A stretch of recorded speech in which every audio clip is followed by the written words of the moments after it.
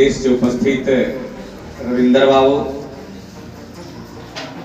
एवं उपस्थित इस बीच में इतनी कड़ी ठंड में उपस्थित हमारी पार्टी के सभी पंचायत अध्यक्ष और महिला अध्यक्ष एवं सभी सम्मानित जनता दलियों के साथीगण, पार्टी के नेतागण, लगभग 1 बजे से आप सब यहाँ पर उपस्थित होकर के और इस कार्यक्रम को सफल बनाए हैं।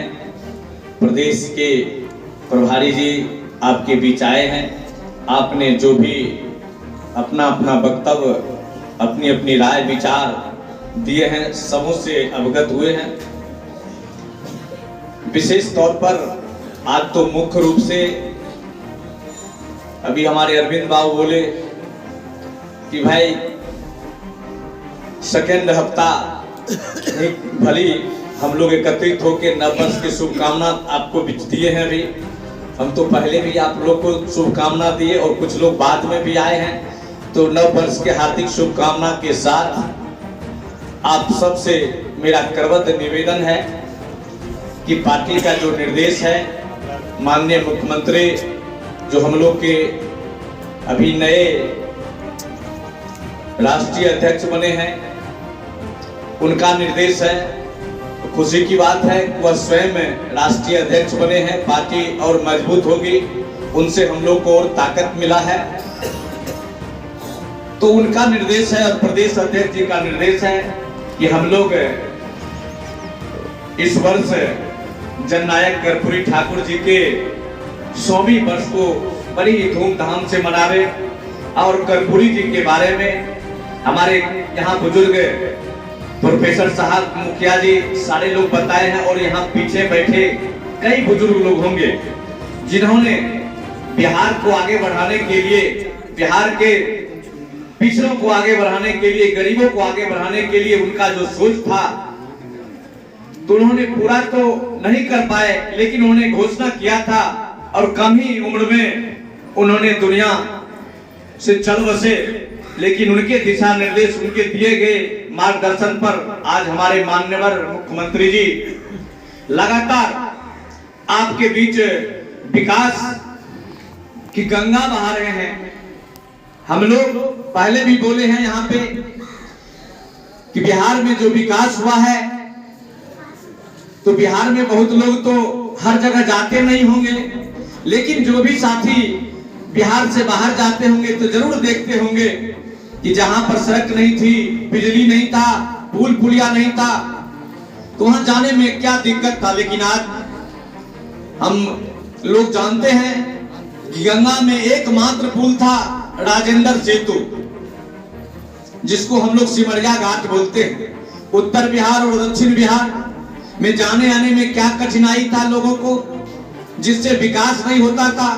उसी एरिया से इधर बालू गिट्टी इत्यादि चीज आते थे, जिससे इस इलाके का डेवलप उत्तर बिहार को नहीं होता था। लेकिन आज माननीय मुख्यमंत्री जी ने लगभग 14 गंगा में पुल बड़े बड़े निर्माण करवाए और आज उस पुल से उत्तर बिहार और दक्षिण बिहार को एक दिल से दिल जोड़ने का काम किया, जिसका विकास इस इलाके ही नहीं पूरे बिहार में दिखाई दे रहा है।